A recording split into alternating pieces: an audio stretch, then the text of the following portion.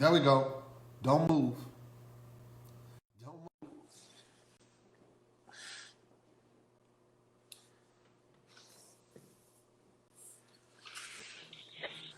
Hi. What's up, my brother? Hi, Robert. How are you?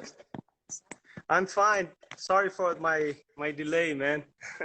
Listen, as it goes, a delay is not a denial. Yeah. I was trying with my phone, but I'm using my wife's phone, so because I don't know why my phone was not working. So let's do it. All right, perfect.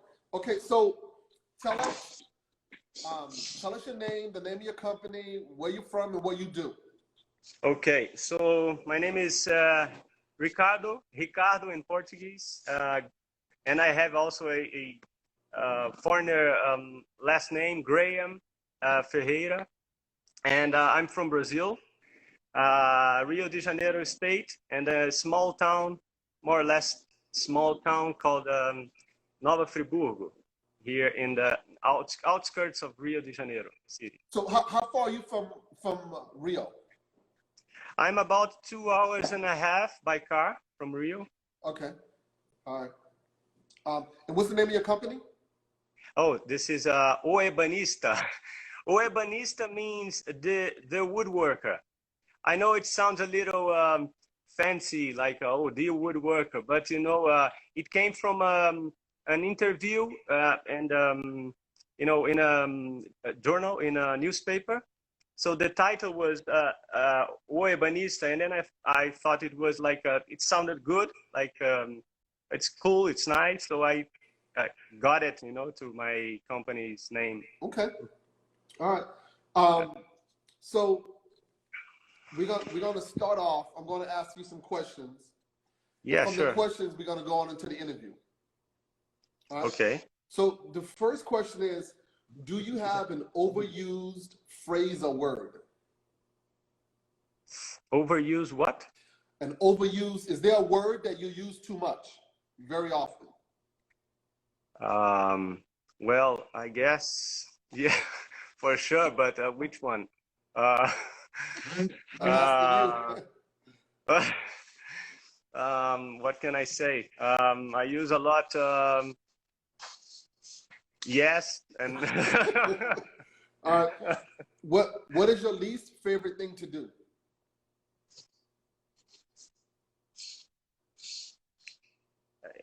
to be, those are simple but hard questions,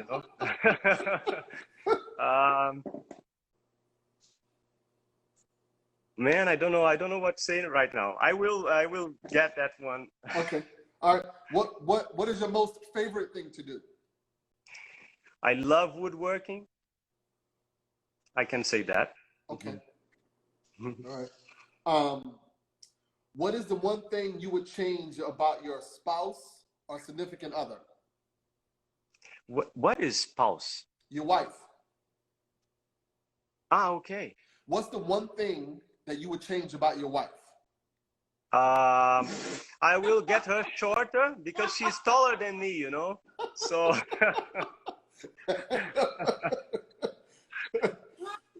she's great. She's just here behind us. I can't talk too much, I can't say much. I heard a burst of laughter. Yeah, yeah.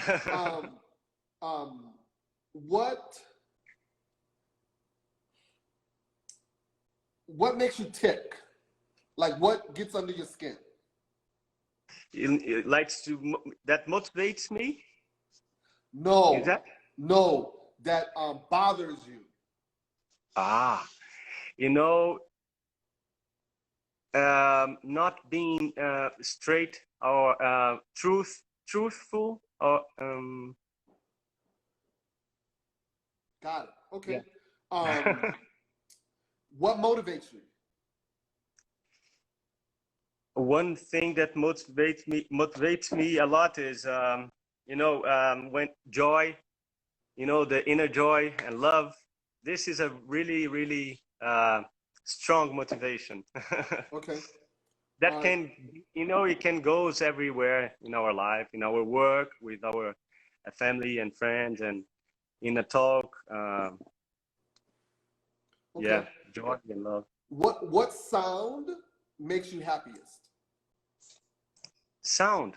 Yes. What sound? Well, I don't know if you can hear the birds singing here. So birds, Yeah. I love the sound of wind as well. Yeah. Okay. And yeah, and some musicians as well. Yes. What sound bothers you?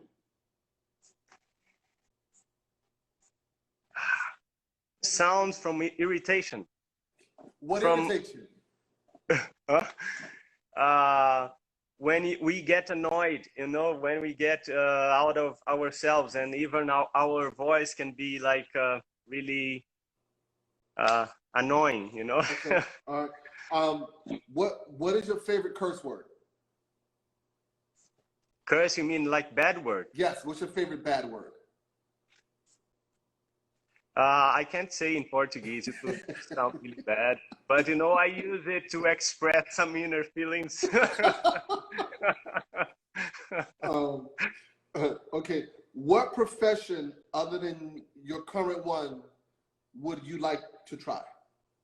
I like to build stuff, but I'm not a great builder. I really found myself in woodworking, but I think I would like like to be a mechanic, to build like motors and planes and things like this. Okay. Manual labor, I think it's something that I like very much. So. Okay. All right. So the last question is, what would you want on your tombstone?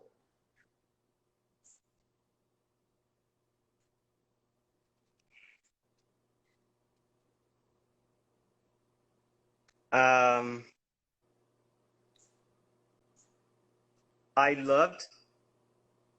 love, and I have made my best, All right. Okay.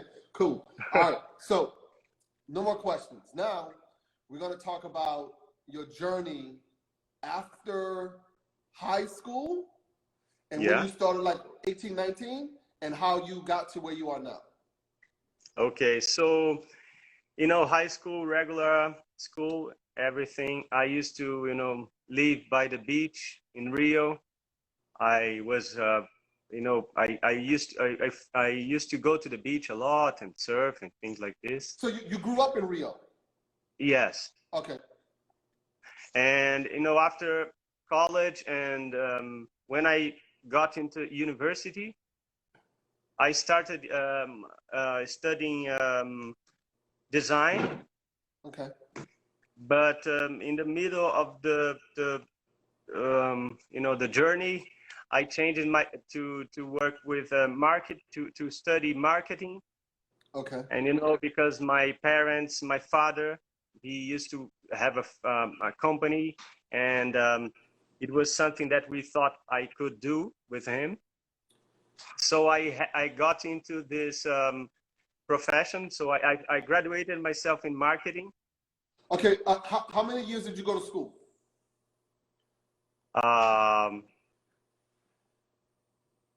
When you say school, you mean University. Well, I made 4 years of marketing school. Okay. All right. Yeah, and graduated on that. But I'm not very good marketing man, I can tell you that. And I have tried after university, and once, I don't know, maybe about 2 years after graduated or something like that, I had already my daughter.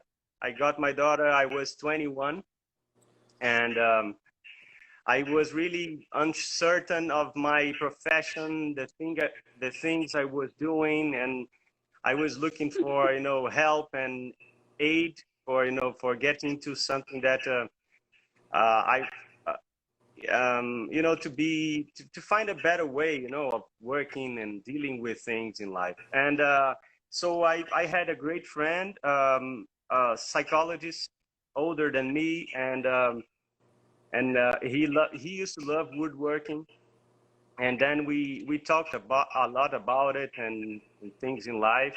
And he asked me once, why wouldn't you try to, to make woodworking? And I said, oh my God, because I used to love, wood and furniture and the tools, but I didn't know anything. And I haven't never tried, to try this. It was like, you know, um, uh, here in Brazil it's changing now. I can feel that, but manual labor is a downgraded, kind of profession. So, and also I was in a society myself that I could not give my. I thought that I could not give myself a good, you know, uh, the possibility of trying something that really motivated me. So, I was with this very special friend.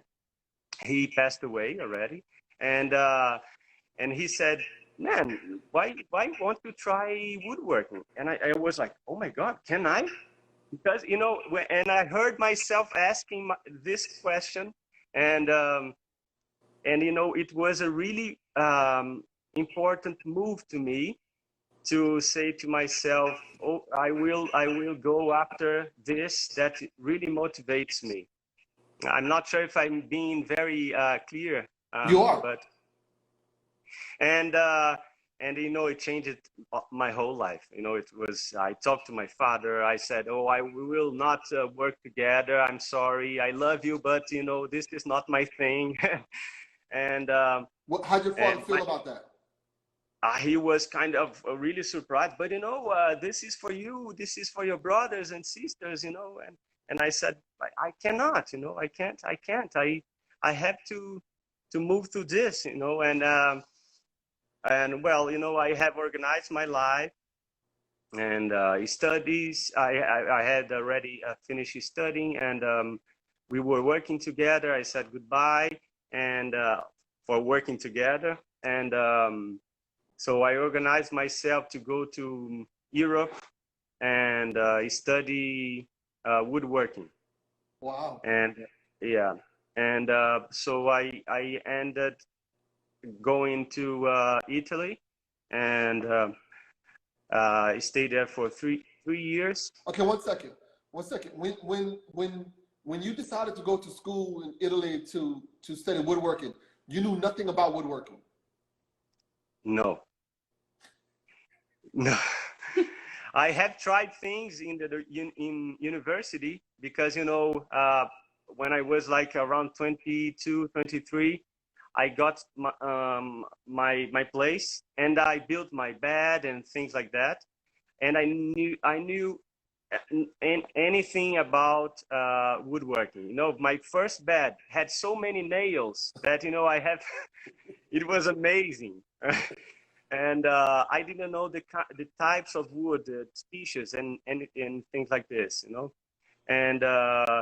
and I knew that my sister, she was living in Europe, so I went there to visit her, and I told myself I will make a small tour around Milan to try to find um, schools, because I know on north of Italy they have a lot of they have a very big tradition on making furniture. So I went there and I found a school. It was um, a school that we don't have to pay. It was a government school. I don't know how Yeah, to free say. school, right? Yeah, and then I got into it and stayed there for coming and going every time, because my daughter, she was here, and So you but go so you kept going back from Brazil to Italy. during vacations, yes. Okay. And I had I was very fortunate to have my parents who helped me a lot in a financial way, and I could move a lot, so to come here to be with my daughter and go back, and you know, I studied there. I tried to work a little bit over there as well. And What did you do there for work? I have worked as woodworker, as apprentice, you know, like Okay. for to learn. And it was really, really interesting there on north of Milan. And they are really, you know, very strong in woodworking for making furniture. Very Okay. specialized there. And after that, there was a school in France, and then I went there to make 10 months of learning as well. It was a very traditional and strong woodworking school. And then I completed all my studies there and then came back to Brazil Okay. in So 2006. so you were in Milan for 3 years studying woodworking. After that, you went to France. How did you find out about the school in France? So when I went to visit my sister that time, I got my backpack and made a train, you know, going to Italy and France, Spain and Portugal by train, and then looking for places to learn woodworking. And it was Wow. like a vacation that I never made. You know, I never have been in Europe like this, and so I really made that vacation for a month and a half or something like that, and looking for woodworking schools. And then I found this one in France, and then I applied 2 years before the school, or 1 year and a half or something like that, because they had a wait list. It was very, you know, more people wanted to go than they could absorb. So Right. Okay, so when you were traveling through Portugal on the train with the backpack, so you would have gone to any school that would have accepted you, or you wanted to go to a specific school? I didn't know. I was learning about the schools as I was moving. So, for instance, in Spain, I found in Valencia, Valence. I don't know how to say in English. One school as well. And I said, okay, this is. I talked to the people and everything. I didn't know how to speak French, Italian, and Spanish. I couldn't know Portuguese and Spanish. Sometimes we can try. And of course, in Portugal was not difficult because it's the same language. But Right. and I found, and in Portugal, I have not found any school. And then when I came back to Brazil for deciding when to go by 2001 or something like that, or 2002. You know, I organized myself, like closing my place and selling my car and everything to make this move, right? And then that was it. That was my school for woodworking and for life as well. I learned a lot. Okay, so the school in Spain, was it free as well, or did you have to pay? It was free as well. Okay. Yeah. All right, and you still have to take care of your daughter. Yes. All right, so after 10 months of school in Spain, then what? 10 months of school in France. I'm sorry, in France. Yeah. I apologize. Okay. Then Then I came back, and my mother used to live here where I live now. It's the same place outside of Rio, and this is a really nice. It's you know, we have garden. It's a small city with you know, backyards and, you know, big places. So I started to build my workshop here. It was small, very small one at the beginning, and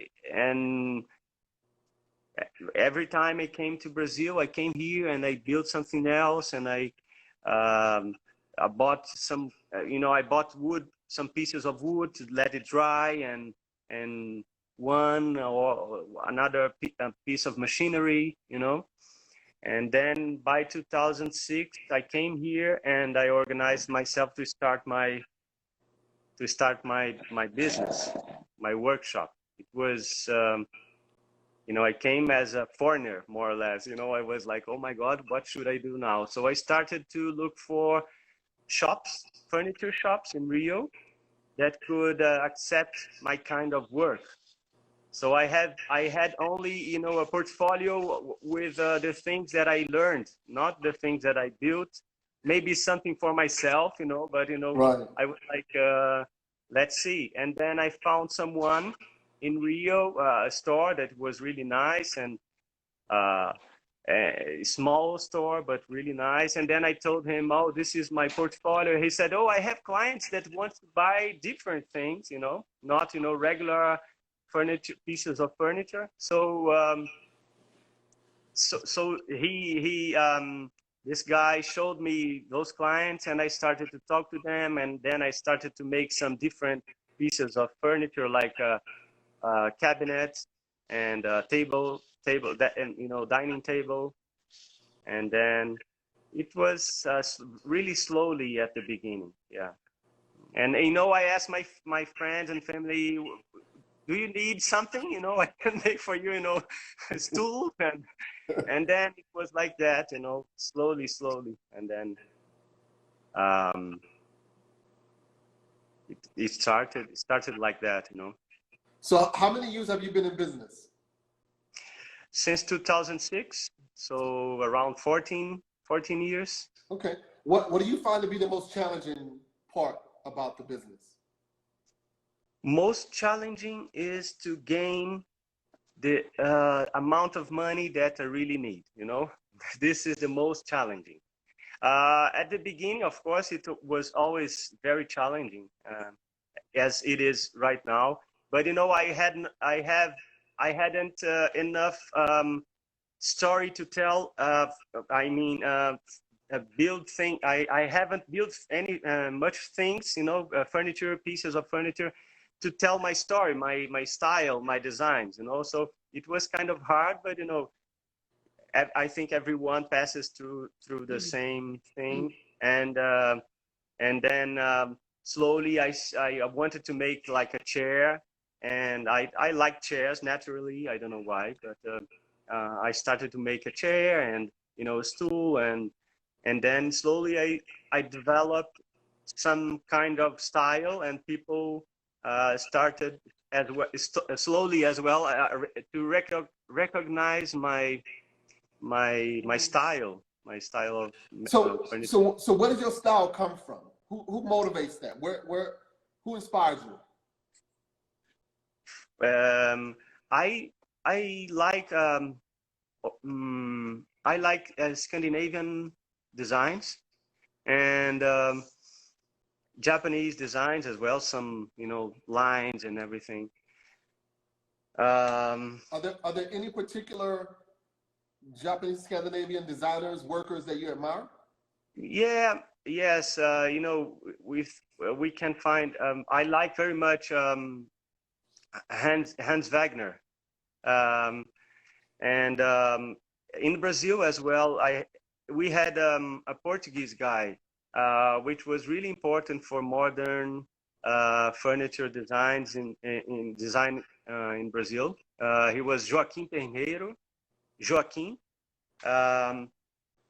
So I liked very much his, the way that he developed his designs, his furniture, and he is an inspiration as well.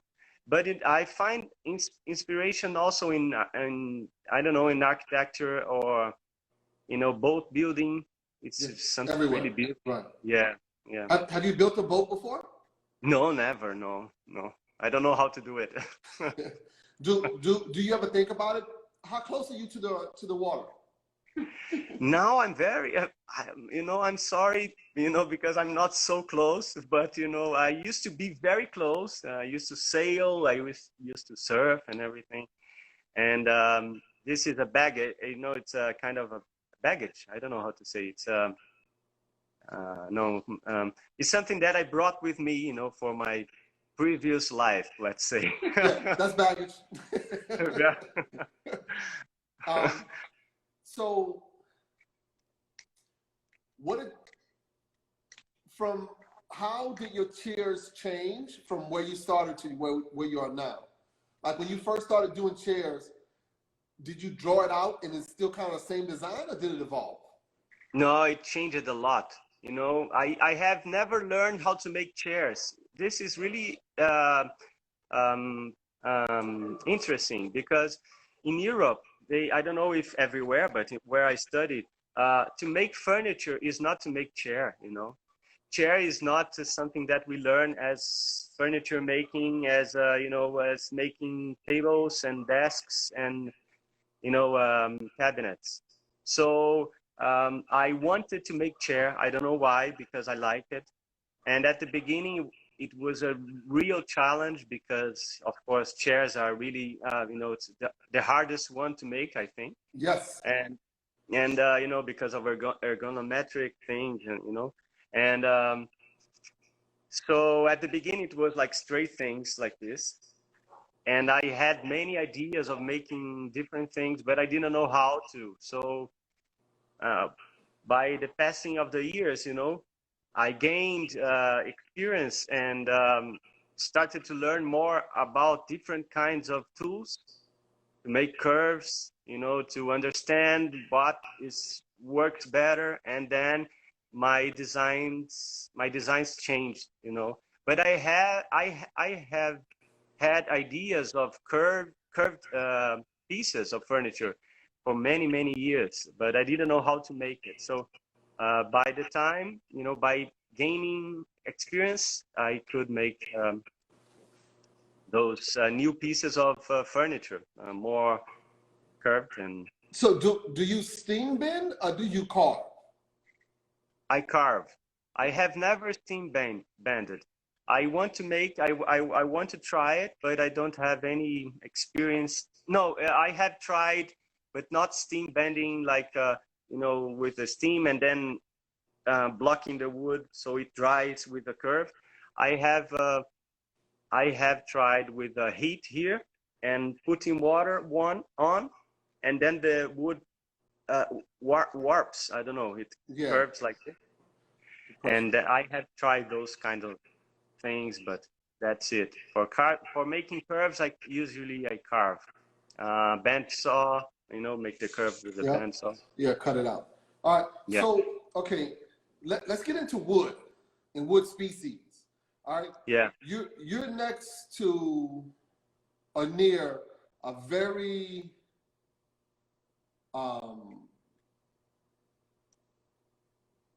large, Great. yeah, yeah, the rainforest.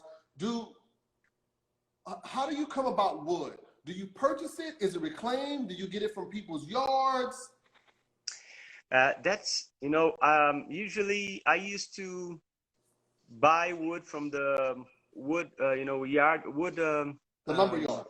Yeah, lumber yard, and then from some years now, I started to search and look for reclaimed wood as well, and I almost never use wood pieces that was cut from gardens and things like that, because it's really hard to find. Well, in my knowledge here where I live, we cannot use wood that we cut because it's protected. It's a protected place, and you know. Okay, wait a minute. So you cannot cut down a tree in your yard? Some species we can, but I guess it's only the not indigenous wood. So it's like eucalyptus. You can cut, but eucalyptus I don't use for making furniture myself, you know. So right, there's no need. Okay. We have. Go ahead. I'm sorry. Yeah, we have some kind of pine wood as well, but I'm not very fond of it. So I'm. What what woods do you like, and what woods are protected? Well, you know, I like the woods. The reclaimed woods are those that I like the most. and they are completed, protected, and we cannot cut the trees, cut trees to have it. So what kind of wood is that? What are the names of those trees? What Well, species? yeah, we have rosewood. Yep. Nice. Yeah, I don't have many. I have just one or two pieces, of rosewood. I came here to show you some pieces of wood, and I have Peroba do Campo wood, which is reclaimed as well, and we can find those in a larger amount. Peroba do Campo is, I have it here. This is Peroba do Campo wood. It has a really good quality. It's really good. We can find it on ceilings of old houses and old buildings. And so it's weather resistant. Yes, not super strong as Ipe wood, for example, or other strong woods. But this is many woods that I use, or maybe all of them are weather resistant. Some are super strong, others are a little less, but okay. Usually... So you can't get rosewood? No. We can get from old pieces of furniture. Right. And if by chance you find, in construction, which is weird, but those kinds of wood, we can have it as well. And but this is really, we cannot cut it here. It's completely protected. I'm not sure if we can. I'm not sure if there is a particular a forest that we plant and then we can cut it. I'm not sure if we can do this. I guess it's possible, but it's like in California, the redwoods are the same way. Like before, they're protected now. You can't cut them down. The big sequoias. Yeah. I find that okay. So redwood. Name another one that's protected. Mahogany. Mahogany. Yeah, we cannot cut it from the forest, and only planted mahogany can be used. But in my understanding, it takes like 60 years to have a tree again. So I don't know if I can find those kinds of Right. So we got rosewood, mahogany. What else? Many others protected. I don't have mahogany here. I found one piece of a reclaimed piece of wood. It was mahogany, and then I treat it like some kind of baby or something. And sorry, and then we don't make much of it because it's not much wood.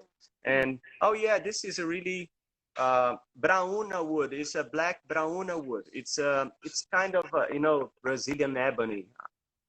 It's not the name of it, but I'm to understand the kind of wood. It's really hard and black, very, very strong, very, very heavy. It's amazing how heavy it is. And this is protected as well and rare as well.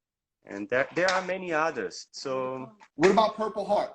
Is that Well, Purple Heart it's a kind of wood that is not rare, and it's protected in the way that we can only harvest Purple Heart from allowed places, but we can find it in the lumberyard, and we have Purple Heart here, and yeah, I have Purple Heart. I like it as well very much. It's just an amazing color. Yeah, it is.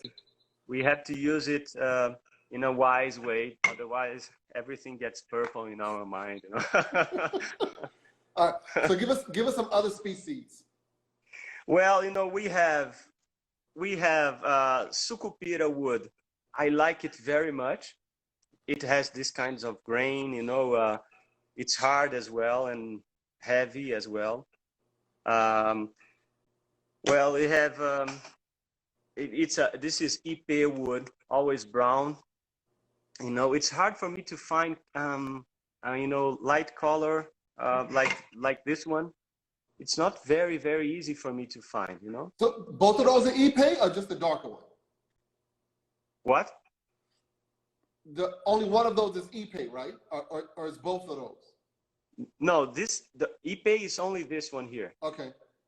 This is Ipe. This is Sucupira, which is another kind of wood. And then there are so many others. I don't know. Many hardwoods, very hardwoods. This is Kumaru, which is almost a Ipe wood. It's very similar, you see. Right. Very hard as well. And they use it for decks, and it's kind of waterproof. So when you go to the lumber yard to buy this wood, is it expensive? Yeah. Yes. The thing is, myself, you know, I always want to try to different kinds of species. But you know, the place where they cut the wood in the Amazon forest, there are some places that are allowed to cut. Of course, we have all the, you know, the troubles that we hear a lot, and which is true and very concerning as well. But you know, we have national pieces of forest that are controlled by the government, and which can be exploited in a sustainable way. You know, so we always want to find. I always want to find those kinds of wood that came from this sustainable places, you know. Right. And so it's hard, you know, because it's far from here, like, I don't know, 4,000 kilometers, or I don't know, maybe more. And it comes with trucks, so it gets very expensive. And sometimes we don't have many different kinds, you know, species. Some species are good, but they don't come here because they don't have much of a commercial value, because people don't know it. So this is a paradigm that we want to change, you know, like we need to work with different kinds of wood in order to offer them to the clients, to, you know, to the people. So the people want to say, okay, I want more. I want to try more of that. Yeah, you have to educate the consumer. Yes, exactly. That's it. Mm-hmm. Okay. Okay, so we open up for questions. What's up, Matt Woodworks? He says, Kumaru is nasty stuff. Do you find it difficult to work with? Very hard, you know. No chisels can handle it for more than 1.5 minutes or so. Really hard to cut. And, you know, we have to sharpen the tools every time. I have made dining tables and cabinets with Kumaru wood, which I love the color of this wood. But, you know, this is a really bulletproof wood. It's very hard, you know. It's amazing, but beautiful, but hard. And we have to be careful as well with the torsions, you know. When it dries, drying wood is another thing here for me. Not very easy, and I try to do it. But all right, Kingfisher Farm says, if you had your choice of any wood to work with, including protected species, what would it be? I would say, for sure, it's the first choice will be this one, which is reclaimed Peroba do Campo wood. It's, you know, some literature, you know, books says that this is a kind of Ipe wood, light color Ipe wood. And it has so many qualities. It's not as heavy as and hard as an Ipe. It's stable.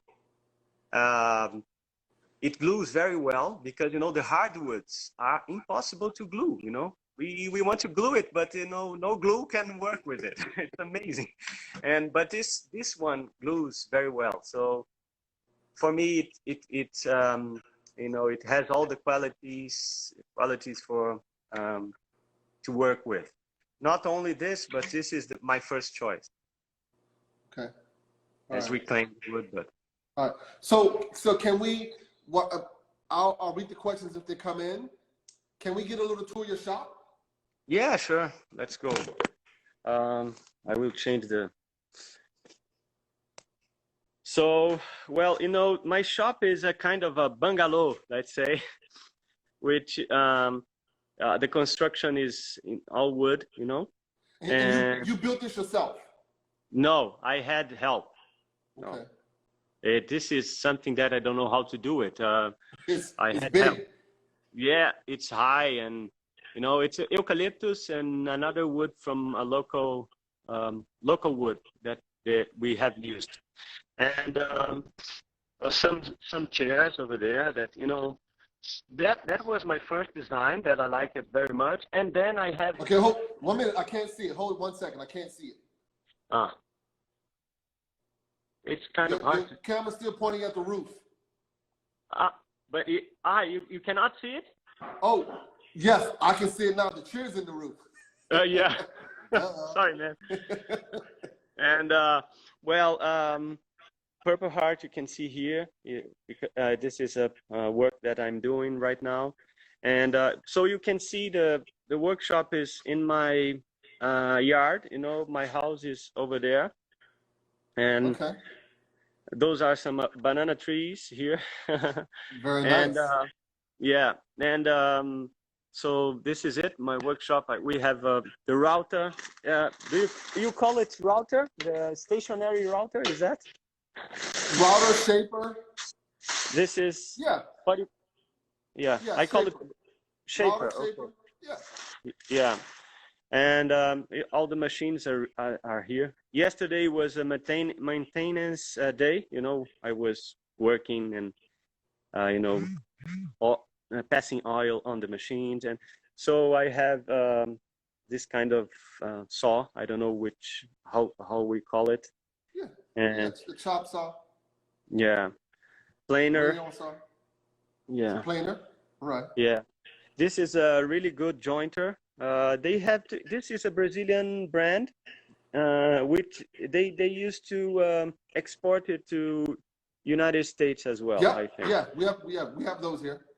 Yeah, really good one, very strong, very heavy. Um, so, well, yeah, that's it. To make the holes. I don't know how to call it. This is, to use it as Yep. to It's a borer. Yep. yeah, yeah. Horizontal borer. Yep. Got it. Some Purple Heart here, and I have Wow. my bandsaw and table saw, and then here we have where I was seated. There's Maria Eduarda, my wife, the tall woman, and this is the tools are there. Some tools. I have my chisels here. I like very much to work with my manual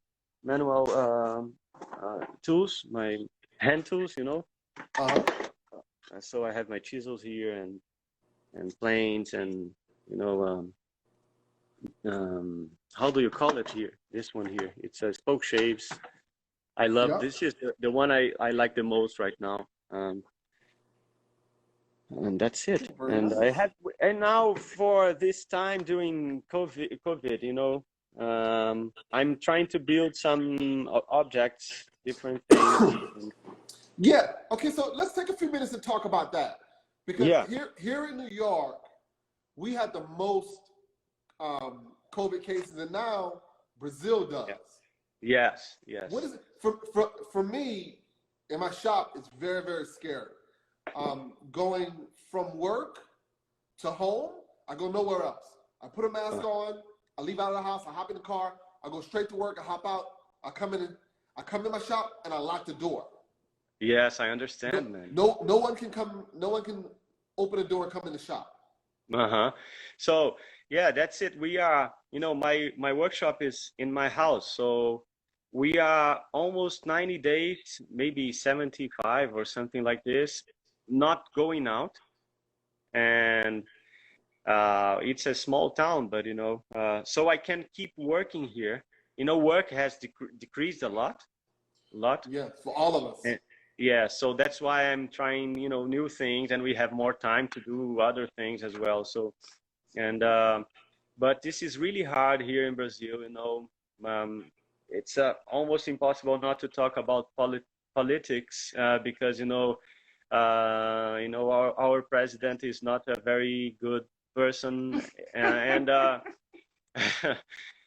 no example comes from him, and some people can say, oh, this is not a real disease and things like this. So we have to be very careful, and but in at the same time, work has decreased. Demands are not coming in very often, and I have heard that in New York, it's really it was really, or it is really really hard and bad, right? Yeah, it was really tough here.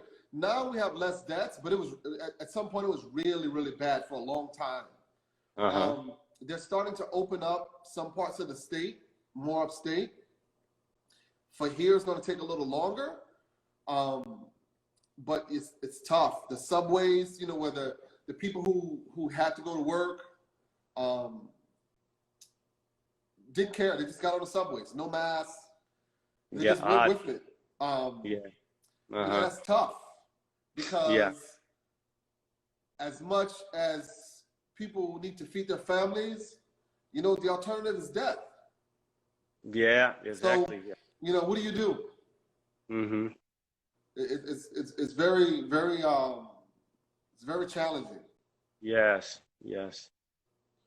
So the chairs with the rope, they're gorgeous.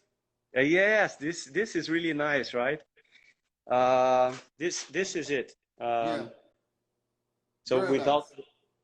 without the rope, but this is a design that came up in 2015, 14, yes. And I had you can see behind the stool with the three legs, right? Yep. Yeah. This is made with purple heart, but purple heart gets darker in time, and so I had the idea of making a chair and a stool with three legs only, and then I came up in 2013 with this idea that I carved by hand at the beginning, and it was so amazing, very hard because of the wood, the very hard woods that I was working with. And then I forgot his name, but Canadian Woodworking, the guy, what is his name? Paul. And then I was like following him, and I said, oh, you use this carving thing, the grinder, and where do I find it? And he told me, which one and everything. And then I started to carve it with, with the tool, and it was much easier, of course. Paul is the man. Yeah. So there's an American woodworker that does a three-legged chair similar to yours. His name is Wharton Esherick. Ah, yeah, someone told me, I don't know if you believe me, but I don't know him. And I have a friend who... Listen, they say no idea is original. Yeah. Yeah, I'm not saying you copied him. I'm just saying that there's another guy that did that. His name is Wharton Esherick. No, I see. I of course I understand. Yeah. No, it's because we are organizing a talk here with two designers and woodworkers, friends of mine, Fernando and Rodrigo, and there is a question who one of them asked me, oh, I see some of this. What is the name of the designer you told me? Wharton, W-H-A-R-T, Esherick. Esherick, yes. Yep. And then I was like, oh my God, I don't know him. I will search him. And this is a really good idea. And then finally, I have made the armchair as well. My father and my wife, they kept saying, you have to make an armchair. But it was, like for 2 years, I was hearing that. and then finally I have one using the rope as well. And Yeah, they're gorgeous, beautiful work. yeah, thanks a lot, man. Thanks. I will show you my, the place where I try to dry, uh, to dry my wood. It's a natural kiln, we can taste. It gets a little hotter there because Rio gets really hot in summer, right? But we are up in the mountains, so here we don't have much of so hot, Humidity? high temperature. In the winter, it gets a little fresh here and everything. So we have, I have, pieces of wood that I have cut already, to let it dry. Okay. And this is a pine. It is tool that I'm going to make with pine wood, not Brazilian pine. It's European. Okay. Also, it's also a reclaimed wood. And I have one chair here, and Nice. pieces which pieces which are drying. And Do you turn those on the lathe? yes, they are. I have one very simple lathe here, and which I used to turn. And when I have many legs to turn, there's a guy here nearby that he's amazing with the lathe. And then I send it to him, and he very fast, he can make it. Exactly. Yeah, Exactly. because this is something else interesting. And in all my years of studies, I have not learned how to use the lathe. So lathe is kind of another specialty in It is woodwork. in woodworking. Yeah. Yeah. We talk with a wood turner on Thursday, Richard Finley. He's in the UK, and he's good. You talked or you will talk? We will talk on Thursday. Richard Finley. Okay. Ah, great to know. Yeah, I'm following. Many talks. Yeah. Yeah. It's pretty good. Yeah, really nice, man. Yeah. You know what? I want to ask you. Yes. You work mainly with wood trees that are cut down on the neighborhoods and place yards and things like that, or you buy wood? I did not understand. No. What happens is, let's say for example, there's a tree in the neighbor's yard that comes down. I'll get that. But where we are, there are a lot of trees. So trees are coming out every single day. Really? So if there's a development and they cut down 40 trees, sometimes the tree cutter call me. So I get trees. I deal with about 30 tree cutters. So I'm always getting trees. Amazing. And here, and where I'm at, once the tree cutter cuts a tree, it becomes a burden. He has to get rid of the tree to go cut the other tree. Ah, okay. So the only thing I pay for is walnut and cherry. Yeah, and I saw very nice pieces of walnut, right? That you. Yep, yeah. I got a lot of walnut coming. Maybe another 50 or 60 trees. A lot. Wow. And then you cut it and dry it and sell it. Is that? Yep, I cut it, I dry it, I sell it and use it. Okay, to make your designs and your pieces, right? Yep. Yeah. This is amazing. Yeah. Walnut is a great wood, right? Very nice. Very nice. I have tried. Yep. Yeah. So we got about 60 seconds to go. Oh, okay. Yeah, so it's winding down. Okay. It was great talking, man. Same here, my brother. I really appreciate it. And be safe, because COVID is no joke. A lot of people have died and gotten sick. Yes, I know. I have doctors in my family, They tell me. That's good. Yeah. Yes. Yeah, good, but they are working right now. They are on the front line, yeah. Yeah, that's tough. Yeah, thank them as well. Sure, I will. Thank you. All right, brother. Thank you very much. It was a pleasure, and have a great day. You too. We keep in touch about the other guy. Absolutely. Thank you, brother. Thank you. Bye. Thank you. Bye.